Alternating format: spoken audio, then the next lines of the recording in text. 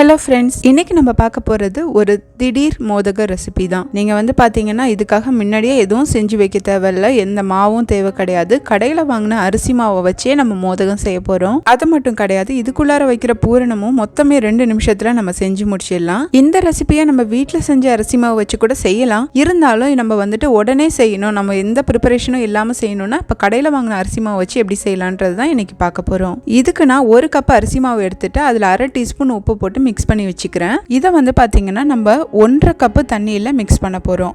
1 cup அரிசி மாவுக்கு 1/2 cup தண்ணி, இந்த அளவில் நீங்கள் சேர்த்துக்கலாம். தண்ணி வந்து கொஞ்சம் வேணுமா கூட இருக்கலாம், ஆனால் கம்மியாக இருக்க வேணாம். இப்போ இதில் கட்டி எதுவும் இல்லாமல் நல்லா மிக்ஸ் பண்ணி விட்டுக்கோங்க. ஒருவேளை நீங்கள் இடியப்ப மாவு பயன்படுத்தினீங்கன்னா அது ஆல்ரெடி அவிச்ச மாவாக இருக்கும். அதுக்கு வந்து பார்த்தீங்கன்னா நீங்கள் சூடான தண்ணி ஊற்றி பிசைஞ்சாலே போதும், இந்த ஸ்டெப் வந்து செய்ய தேவையில்லை. இப்போ அடுப்பில் ஒரு பேன் வச்சுக்கலாம். இதில் 2 டீஸ்பூன் நெய் இல்லைன்னா நல்லெண்ணெய் சேர்த்துக்கலாம். நான் வந்துட்டு இதுக்கு நெய் சேர்த்துருக்கேன். அது வந்து பார்த்தீங்கன்னா உங்களுக்கு கொழுக்கட்டை செய்யும் போது இல்லை மோதகம் செய்யும் போது நல்ல ஒரு வாசம் கொடுக்கும். இப்போ இதில் நம்ம கரைச்சி வச்சுருக்க மாவை ஊற்றிடலாம். இப்போ இதை வந்து பார்த்திங்கன்னா நம்ம வந்து குக் பண்ண போகிறோம். இந்த மாவு வந்துட்டு நல்லா வெந்து வரணும். ஸோ நீங்கள் வந்துட்டு நல்லா வந்து லோ ஃப்ளேமில் வச்சுட்டு இந்த மாதிரி மிக்ஸ் பண்ணி விட்டுட்டே இருந்தீங்க அப்படின்னா மாவு வந்து உங்களுக்கு நல்லா திக்காகிட்டே வரும். இது வந்து பார்த்திங்கன்னா அப்பப்போ நம்ம திருப்பி விட்டு நல்லா நசுக்கி விட்டு பிசையணும். கிட்டத்தட்டக்கா வந்து பார்த்திங்கன்னா ஒரு சப்பாத்தி மாவு பதத்துக்கு அப்படியே வந்துடும் குக்காகி வரும்போது. நீங்கள் கையால் தொட்டு பார்த்தீங்க அப்படின்னா உங்களுக்கு கையில் மாவு ஒட்டாமல் வரணும், அதுதான் கரெக்டான பதம். இப்போ இதை வந்து நம்ம உடனே இன்னொரு பாத்திரத்தில் மாற்றிடலாம். ஸோ இதை வந்து பார்த்திங்கன்னா நல்ல ஒரு குழியான பாத்திரத்தில் மாற்றிக்கோங்க, ஏன்னா அந்த மாவு வந்து ரொம்ப ஆறிடக்கூடாது. இப்போ இதில் இன்னொரு 1 டீஸ்பூன் நெய் போட்டுக்கோங்க. இந்த மாதிரி போடுறதுனால உங்களுக்கு மாவு வந்துட்டு நீங்கள் மோதகம் செய்யும் போது நல்லா அழகாக வரும். இதை வந்து நல்லா வந்து பிசைஞ்சி வச்சுக்கோங்க. பிசைஞ்சிட்டு அப்படியே நம்ம மூடி வைக்க போகிறோம். ஒரு ஈரமான துணி இல்லைன்னா பேப்பர் டவலை வச்சு இதை நம்ம மூடி வைக்க போகிறோம். நம்ம நார்மலாக சப்பாத்தி மாவு பூரி மாவுலாம் பசையும் போது எப்படி வந்துட்டு நம்ம ஈர துணியை வச்சு மூடி வைப்போமோ அது மாதிரி மூடி வச்சுருங்க. ஏதோ ஒரு 10 நிமிஷம் அப்படியே இருக்கட்டும். இந்த நேரத்தில் நம்ம இட்லி பானை இல்லைன்னா இட்லி குக்கரில் தண்ணி ஊற்றி அடுப்பில் வச்சிடலாம். அதே சமயத்தில் நம்ம பூரணத்துக்கு ரெடி பண்ணிடலாம். இதுக்கு அடுப்பில் வந்துட்டு ஒரு பேன் வச்சுட்டு அதில் 1 டீஸ்பூன் நெய் சேர்த்துக்கலாம். இதில் 1/2 கப்பு நல்லா துருவின தேங்காவை சேர்த்துக்கலாம். 1/2 கப்பு நல்லா நிறையவே எடுத்திருக்கேன். இப்போ இந்த நெய்யில் வந்துட்டு நம்ம நல்லா வதக்கிக்கலாம். அடுப்பை வந்து பார்த்தீங்கன்னா லோலேருந்து மீடியம் ஃப்ளேம்குள்ளாரே வச்சுக்கோங்க. ஒரு நிமிஷம் நீங்கள் நல்லா வந்துட்டு கைவிடாமல் வதக்குனீங்கன்னா போதும். ரொம்ப வந்துட்டு செவந்து வரணும்னு கிடையாது, நம்ம லைட்டாக வந்துட்டு அந்த வாசம் வர வரைக்கும் வதக்குனா போதும். இப்போ தேங்காய் வதங்கிடுச்சு, நம்ம அடுப்பை ஆஃப் பண்ணிடலாம். இதில் ஒரு 1/4 டீஸ்பூன் ஏலக்காய் தூள் சேர்த்துக்கோங்க.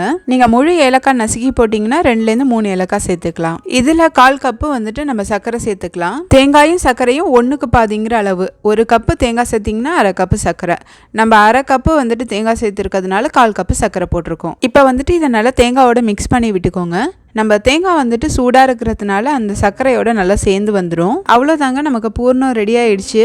நான் முன்னாடியே சொன்ன மாதிரி நம்ம தேங்காய் வந்துட்டு ரெடியாக வச்சுருந்தோன்னா போதும், 2 நிமிஷத்தில் இந்த பூரணத்தை ரெடி பண்ணிடலாம். இப்போ வந்து இட்லி தட்டு இல்லைன்னா இடியப்பம் வைக்கிற தட்டு வந்து ரெடி பண்ணிக்கலாம். இதில் வந்து லைட்டாக நான் நெய் தடவி இருக்கேன், நம்ம மோதகம் ஒட்டாமல் இருக்கிறதுக்காக. ஒருவேளை நீங்கள் துணி போட்டு அவிக்கிற மாதிரி இருந்துச்சுன்னா நெய் தடவை தேவையில்லை. இப்போ நம்ம ரெடி பண்ணி வச்சுருக்கிற மாவு வந்துட்டு நல்லா ஊறி வந்திருக்கு. இதில் வந்து பார்த்திங்கன்னா நம்ம சின்னதாக ஒரு பால் மாதிரி எடுத்துக்கலாம். இதை வந்துட்டு கிண்ணம் மாதிரி இல்லைன்னா ஒரு பிளேட் மாதிரி குழியாக வந்து ரெடி பண்ணிக்கோங்க. இதுக்குள்ளார வந்துட்டு நம்ம ரெடி பண்ணி வச்சுருக்கிற பூரணத்தை வச்சு நம்ம இதை மூடிட்டோன்னா அவ்வளோதான், நம்மளோட மோதகம் வந்து ரெடி ஆகிடுச்சு. ரொம்ப சிம்பிளாக ரொம்பவே ஈஸியாக நீங்கள் வந்துட்டு டக்குன்னு செய்யக்கூடிய மோதகம் இது.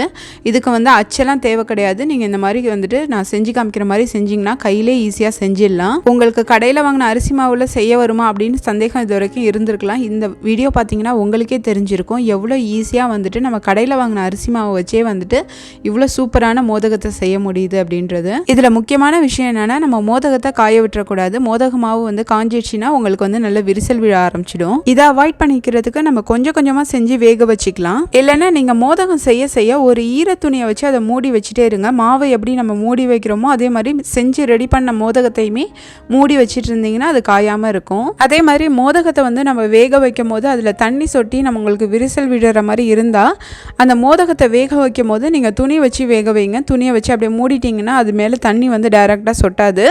அதன் மூலம் நீங்கள் வந்துட்டு அந்த மோதகத்தை வந்துட்டு விரிசல் விடாமல் பார்த்துக்கலாம். இப்போ ரெடி பண்ண மோதகத்தை நம்ம 10 நிமிஷம் வேக விடலாம். அவ்வளோதான், நம்மளோட மோதகம் ரெடி ஆயிடுச்சு. நீங்களே பாருங்கள், கடையில் வாங்கின அரிசி மாவில் செஞ்ச மோதகம்னு சொன்னால் நம்பவே முடியாது, அந்த அளவுக்கு இது வந்து சாஃப்டாக இருந்துச்சு. ஸோ இந்த சூப்பரான இன்ஸ்டன்ட் மோதகத்தை நீங்களுமே வீட்டில் செஞ்சு பாருங்கள், கண்டிப்பாக உங்களுக்கு பிடிக்கும்னு நினைக்கிறேன். அதே மாதிரி என்னோட இந்த மோதகம் சம்மந்தப்பட்ட மற்ற ரெசிபீஸோட லிங்க்குமே நான் டிஸ்கிரிப்ஷன் பாக்ஸில் கொடுக்குறேன். உங்களுக்கு இந்த வீடியோ ரொம்ப யூஸ்ஃபுல்லாக இருந்துச்சுன்னா லைக் பண்ணுங்கள், என்னோட சேனலுக்கு சப்ஸ்கிரைப் பண்ணுங்கள், பெல் ஐக்கானை கிளிக் பண்ணிங்கன்னா நான் போடுற வீடியோ உங்களுக்கு உடனே கிடைக்கும். தேங்க்ஸ் ஃபார் வாட்சிங் my video. Thanks for your love and support.